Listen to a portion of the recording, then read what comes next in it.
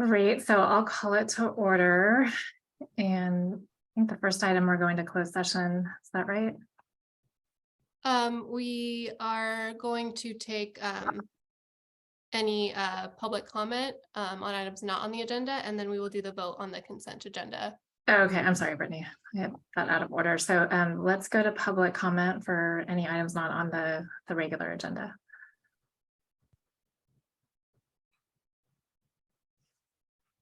Not seeing any.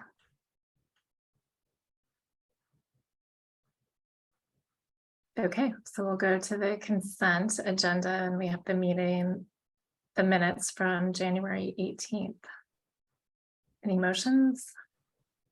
This is Sonoma. I move approval of the January 18th minutes. I'll second. Great. Any discussion on that? Okay, let's move to a vote. And just confirm that there's no public comment. Oh, I'm sorry, public comment on the consent item. Let's go to that first. Not seeing any, so let's go to a vote. Okay, perfect. For the consent agenda, Central Coast Community Energy, I believe is absent. Clean Power SF, Yes. East Bay Community Energy is absent. Peninsula Clean Energy, Yes. Redwood Coast Energy Authority, Yes. San Jose Clean Energy, Yes. Silicon Valley Clean Energy, Yes. Sonoma Clean Power Authority, Yes. and Valley Clean Energy. Yes. Thank you. The consent agenda passes. And before we move to closed session, if we could also just one more time take public comment on closed session items. Yeah, thanks, Brittany, for keeping us on track here. So we'll take public comment on the closed session agenda posted. I Not, do see Rob Shaw just joined in the public section. And maybe if we move directly to closed session, he doesn't need to hop over to the open session link first. okay, I think we already moved him over. I don't see any hands up for public comment on that, so we will move to closed session. Great. And the board members, you should have all received a separate link for closed session. So if you should just close out of this Zoom link and open that one.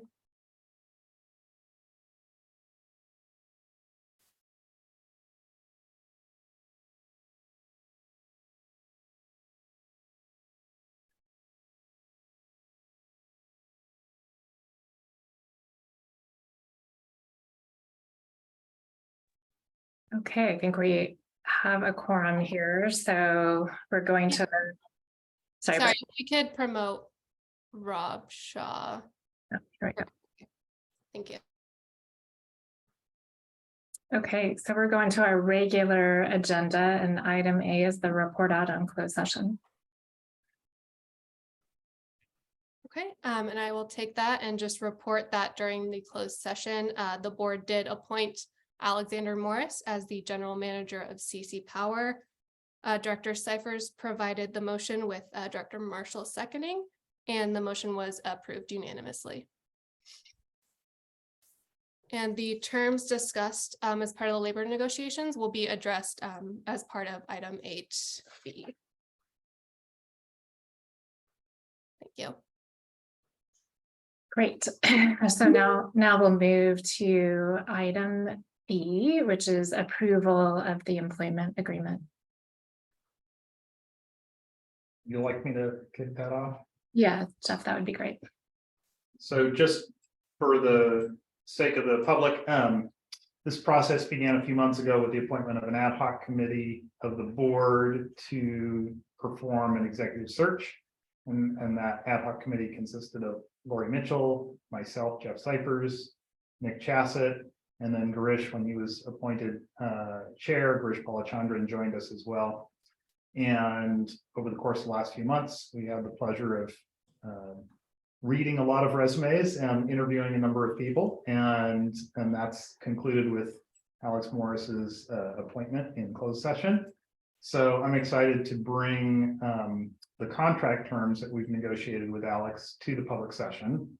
and share those. The written materials that were provided with the packet have several blanks around the commercial terms for salary and bonus structures and things like that. And so what I wanted to do is give a verbal report out, and if there's any questions, I'm happy to go back and answer any questions about that. So what's before the board today is a 2-year employment agreement with Alex Morris, starting that employment term starting February 27th this month. It begins with a base salary of $320,000. And prior to CC Power having a board adopted benefits plan, the payment of $3,000 per month in lieu of retirement and benefits for that term, at least until a benefits plan is adopted. And because we don't have an office building or generally supplies and business phones, a $600 per month stipend for those matters during the term. And also 2 retention bonuses, one at 6 months of $30,000, one at 12 months of $30,000. And then a requirement that Alex will work with the board to establish mutually agreed upon goals no later than the end of his first year for consideration of a bonus at the end of his second year, which would be up to 25% of his then current base salary. And the final commercial term is that at the start of his second year, Alex's base salary would adjust from $320,000 to $320,000 plus the Sacramento area CPI adjustment. I'm happy to take any questions or provide any clarity, and I know our counsel, Brittany Isles, is available for the really hard stuff too. So I'll turn it back to you, Lori. Yeah, thank you, Jeff. Any discussion on those terms?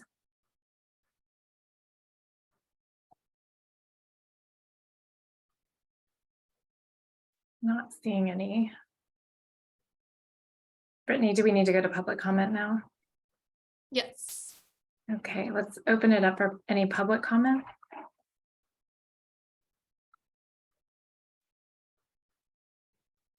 I'm not seeing any hands raised, so move forward with a vote. I would move approval of the employment contract with Alex Morris with the terms provided verbally and the contract structure provided in the public packet. Great, Jeff. Is there a second? This is Nick. I'll second it. Great. Okay, for the vote, this is for resolution 230201, Central Coast Community Energy, Yes. Clean Power SF, Yes. East Bay Community Energy, Yes. Peninsula Clean Energy, Yes. Redwood Coast Energy Authority, Yes. San Jose Clean Energy, Yes. Silicon Valley Clean Energy, Yes. Sonoma Clean Power Authority, Yes. and Valley Clean Energy. Yes. Thank you. The resolution passes. Great. Very excited for that. Excited to work with Alexa over the next few months. Okay, so with that, we will go to the general manager report. Chair, is it, pardon my discretion, is it, or my interruption, is it possible to allow Alex to just say a couple words? Yes, I'm feeling like this was an important moment here, and I want to congratulate him one more time and maybe see if he has anything he wants to say. great. Yeah, great suggestion. Yeah. Hi, am I unmuted? Can you hear me okay? We can. Well, on behalf of, I just wanted to say thank you to everybody for the consideration. I greatly look forward to working with you and to anyone in the public. I'm trying to understand my role. I'm very happy to meet. I also wanted to recognize and thank Tim Haynes, who served as the interim general manager, and I wanted to credit all of you for creating a relatively, still new and young organization. And in my experience, going from nothing to something is an extremely challenging part of the growth process. So setting this up, getting multiple contracts that are going to be very critical to reliability and that are novel underway and signed across multiple groups while delivering results with an interim part-time general manager is very impressive work. So I tip my hat to all of you. And Tim, I look forward to working with you and learning from you so I can hit the ground running. And thank you very much. I'm excited to be here. Yeah, thank you, Alex. And I also wanted to express my thanks for Tim. You've led our organization, in these really early stages, and really thank you for all of your work and support of the board. My pleasure. Thank you. And good luck to Alex. I think you've got a great group of people to work with, and they have some wonderful ideas as set forth in the strategic business plan. So the future to me looks very, very interesting for the membership and CC Power. Yeah, thank you, Tim. Okay, and with that, we will go to you, Tim, for the general manager's report. Amy, would you put the slides on the screen, please? Thank you so much. This is just an informational update for the CC Power 2023 budget. It's intended to assist the member agencies as you're about to begin your fiscal year 23-24 budgeting, the budgeting for CC Power for that same time period is going to parallel what you will be doing with your own CCA budget. You can go to the next slide, please.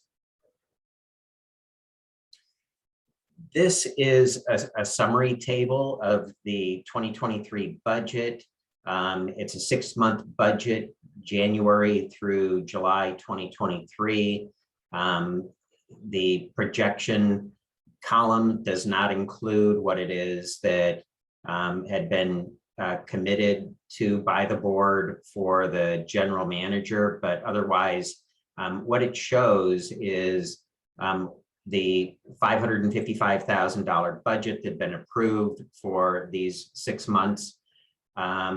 It shows what it is that we've committed to under that budget at the $252,000 through the end of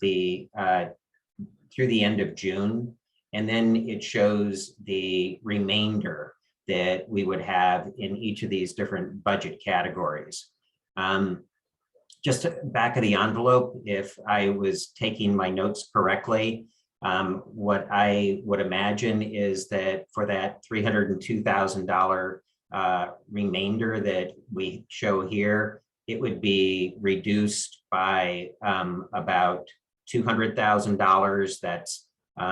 That's associated with the GM compensation, as well as then some of the accounting practices that we'll have to bring in for the organization to be able to support an employee. And so let me see, just taking a look at that. I think that that's really what I wanted to communicate to you all with this. And then if we would go to the next slide, what this is this is an extract from the strategic business plan timeline that we had put together back in December. And if you look at the first row, the board of directors items that you're going to be responsible for, you adopted the strategic business plan in December, hired the general manager this month. And then if you follow the green arrow down, what was contemplated then, and I think that it still makes sense today, is that the general manager is going to have an opportunity to be able to digest the strategic business plan that the board had approved.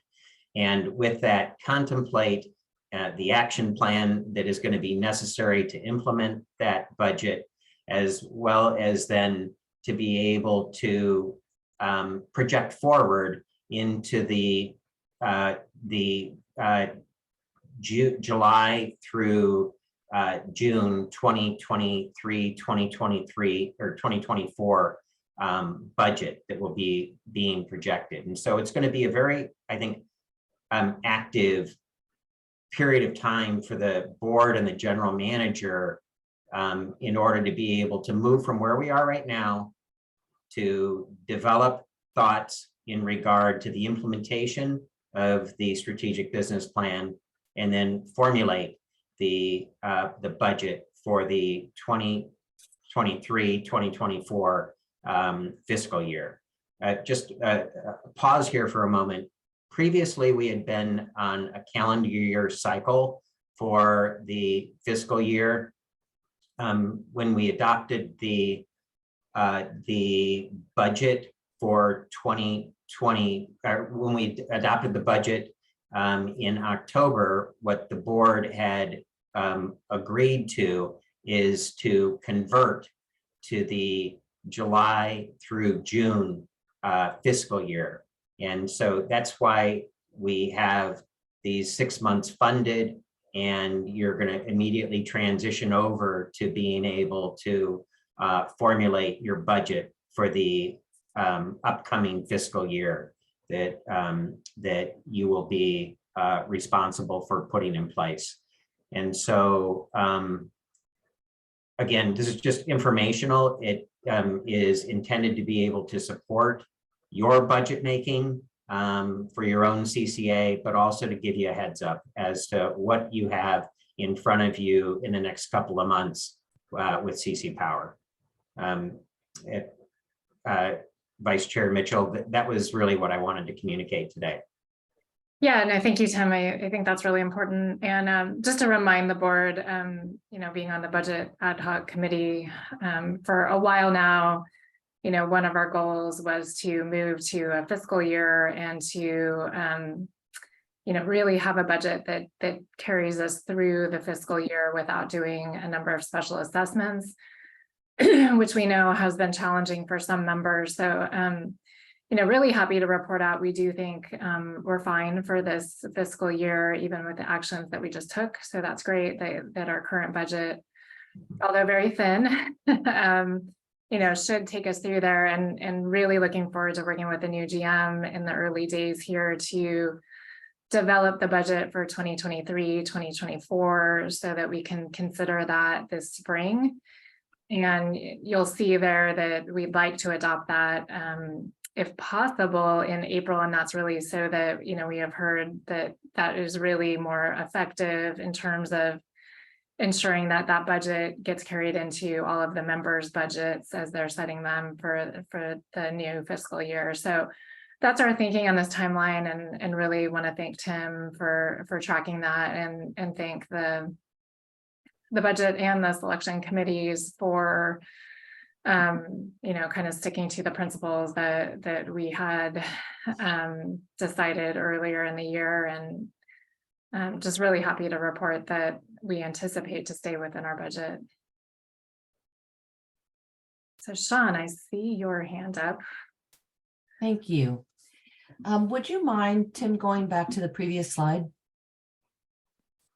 And my question really is just for my own edification, because this is my first meeting with CC Power, and also for the public's edification. Could you just expand a bit on what is included in the top line item there around general manager and staff? So how is CC Power staffed or will be staffed to essentially meet that 325,000 in the first 6 months? Yeah, Sean, great question. I can take a stab. I might turn it over to you, but back in the fall, the board did approve hiring a full-time general manager in addition to one staff, and these are the first employees that CC Power will have.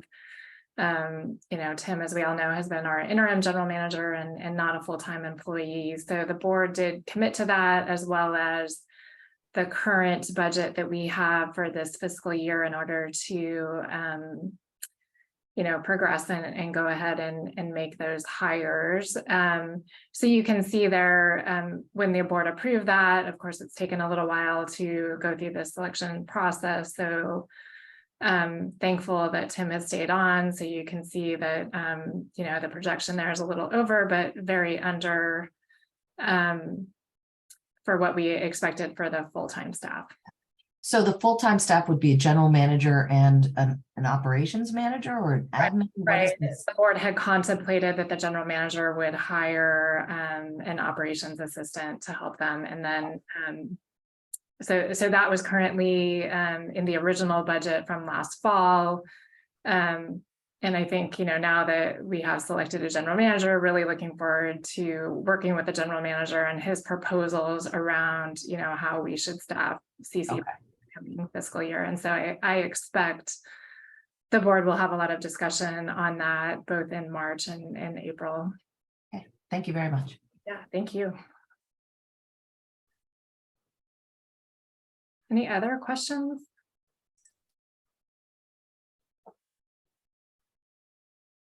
Again, thank you, Tim, for pulling this together and all of your work over the years.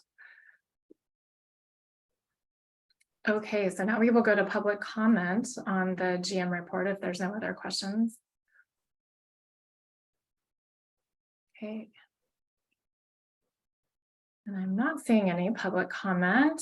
So with that, I think we're on to our next item, which is D, discussion of the offshore wind development. Thank you, Vice Chair. So this is a resolution to approve the development and possible issuance of California Community Power offshore wind request for information. And so let me get to a few notes here. Excuse me for a moment. In January, Directors Marshall and Habashi had described the California offshore wind development plans and the federal government's awarding of permits to developers. The board had a fairly extensive discussion in regard to the issuance of an offshore wind RFI, the rationale for the issuance of the RFI, as well as then some of the steps that would be associated. At the time, the Chair Balachandran had asked that Director Marshall, Pepper, and alternate Director Shaw to participate in the ad hoc committee that would lead the effort in the development of the RFI. At this point, it's somewhat unclear what the permit holders and other stakeholders can tell us in response to an RFI. But the ad hoc committee members are seeking authority from the board right now to explore offshore wind projects, develop an RFI, coordinate with the general manager, and if it makes sense, to issue the RFI after further research is conducted. The effort is going to follow the project development process that the board had adopted. It will involve member sweat equity at this phase of the conceptual development of the project. And what will happen is that as the progress is made by the ad hoc committee and the general manager, you'll continue to receive information on the progress, and so it's a lot more questions probably at this point that we have in regard to what we will ultimately issue, but the idea is to authorize the ad hoc committee to conduct that research, develop the RFI, and if it makes sense, issue it. So that's what the resolution entails, and I'm available. I'd like to turn this over to Director Marshall, Shaw, if they have anything else that they would like to add as you're considering the resolution. Thanks, Tim. I'll just say, I think one of the things that we discussed, we talked about it is, that it's probably going to be, you know, a little bit of a different flavor and also very sort of high level at this point, just because, you know, there's sort of a limited pool of developers that actually have sort of site control and, you know, could even start to contemplate proposing a project at this point.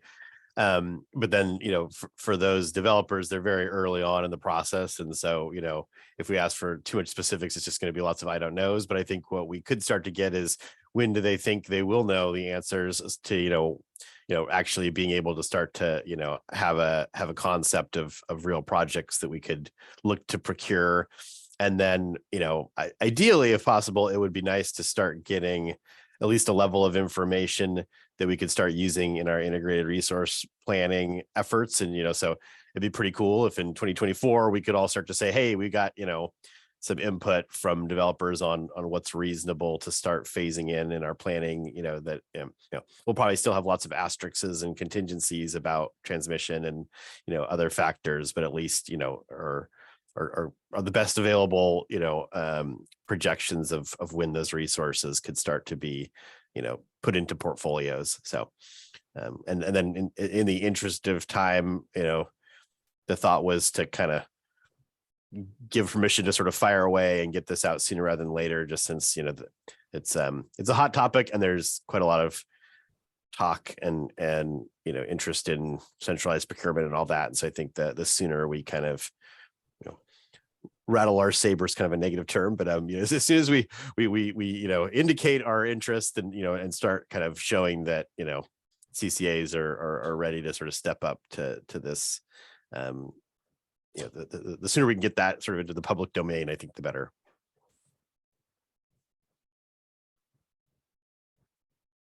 Thanks, Matthew. Jeff. I'm really strongly supportive of this. I think it is different than our long duration storage RFI, but it still has some parallels of signaling to the market our strong and early appetite. And when we were first to the market with that RFI ahead of the IOUs, I think that was an important signal that we were serious. And I think being early does mean we have to level our expectations a little about what we'll get, to Matt's point. But I think one thing I'm hoping we get is a clear line of communication that's ongoing, and also a strong buyer side signal to the transmission planning process that this isn't just a political project. This is also a project with interested off-takers. And I think that can always be helpful. So I'm very supportive of this. Great. Any other discussion? Yeah, I'm also very supportive, and thank you to the ad hoc committee for moving this along. Okay, could I maybe interject just one other item? As we're crafting something, is there any objection to bringing in other, you know, non-CC Power entities in you know, having them sign on to it? You know, if there's other CCAs that want to sign on, or we rather keep it to just our core group here? Barbara, I see your hand up.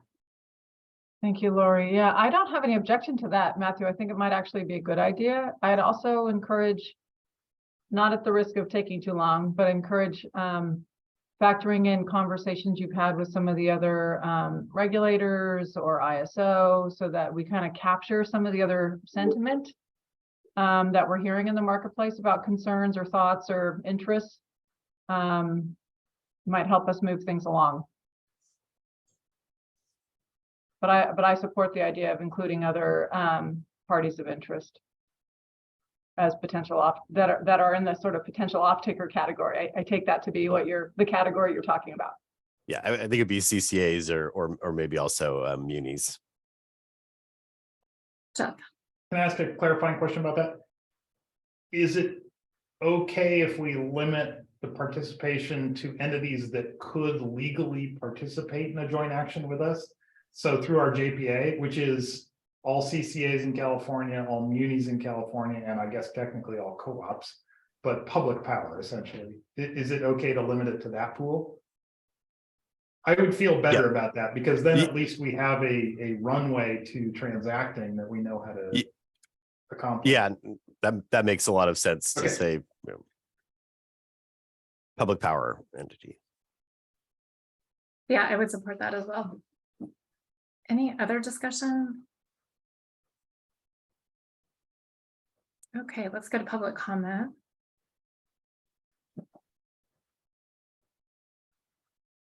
And I'm not seeing any. So I think with that, we're on to our last item, which is an update of the Brown Act requirements. So It- for the previous item, that was a resolution, if we could do a, Oh, I'm sorry. Sorry, we are voting. I'll move, we approve the resolution. I'll second. Barbara. okay, so for resolution 230202, Central Coast Community Energy, Yes. Clean Power SF, Yes.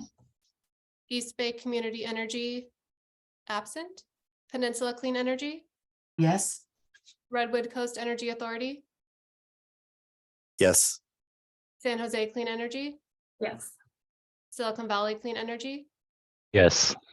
Sonoma Clean Power Authority, Yes, and Valley Clean Energy is absent. Thank you. The resolution passes. Great. So with that, we are on to our last item, which is an update on the Brown Act. Yeah, and so this is just more of a reminder and a quick update on the Brown Act and COVID provisions. So this is the last board meeting that we're holding under the COVID state of emergency protocols. So the next board meeting will be held under the original Brown Act rules. And per the previous discussions of the board, we're going to continue to meet remotely, but each board member must provide the location that they will be holding the meeting, and that location must be open to the public. So you all be receiving an email from our team requesting that meeting information. And then so we can include that information on the upcoming agendas. And then we'll also be providing some just additional information and protocols to ensure that the public is able to participate. So that's all I had as an update, but I'm happy to take any clarifying questions on that. Great. Thank you, Brittany. Any questions on that?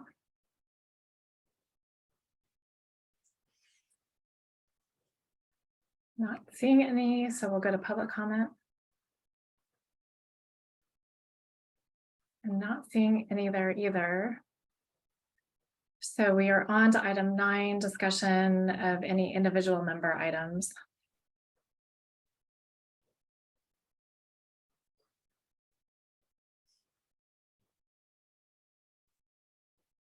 And I'm not hearing any.